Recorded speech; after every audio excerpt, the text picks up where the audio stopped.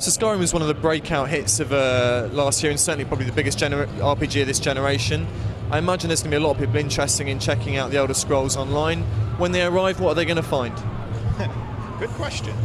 Well, I think what they're going to find is a game that is both the Elder Scrolls lore that you're familiar with, but really brought into this new setting, this online space. And you should be comfortable with what you find there, because it's really a game that is accessible to anyone, right?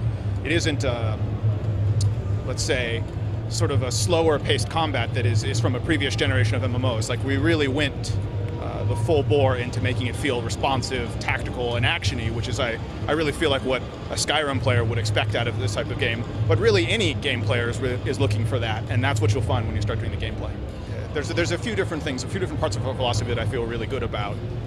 One is that we have a smaller number of abilities that you can do at any one time, but that each one and your choice of when to use them is extremely meaningful.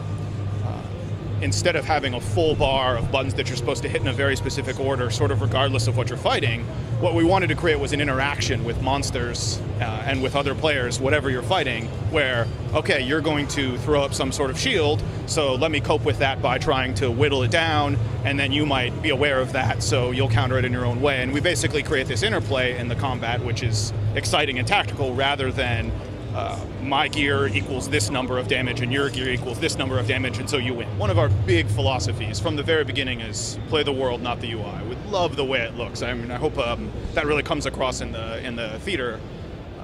And we feel like you should be looking at the world, right? All the information you need for monsters. What should I do? How should I defend? When should I defend? Do I get out of the way? All of that is told to you in the game, so that I don't have to look at numbers or random avoidance chances or heavily into stats. They exist to a certain extent because those sorts of things are where a lot of your depth and progression comes from.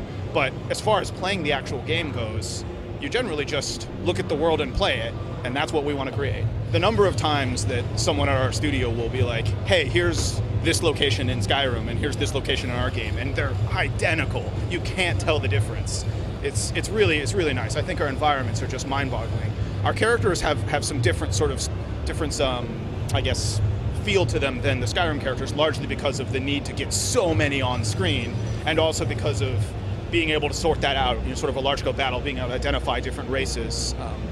And so that we have, in that way, we have some more stylized look. But I feel like the environment itself is so engaging and so similar that it's just really exciting to me. When I run around in our game, I feel like I'm in an Elder Scrolls world every time. As far as our sort of overall goals and scopes go, we want to make an incredible MMO that really defines the genre. That's always been our target and our goal. And it's a big task, but I feel like we started from the very beginning with a really experienced team, starting with Matt Firewright, our game director, who's been in MMOs forever. And across the board, the whole team is just full of Elder Scrolls fans and experienced MMO developers. And that's what it takes, a lot of really good people in a long time. Our game isn't really just about making a great MMO. It's about making this incredible game that's a combination of what you expect in a single-player Skyrim game, but also in a multiplayer, large-scale environment. And we play all the games we can. We want to see what's out there, what's the expectation, because that's where the industry is going. It's really real, and it's important that we deliver on what is the modern game.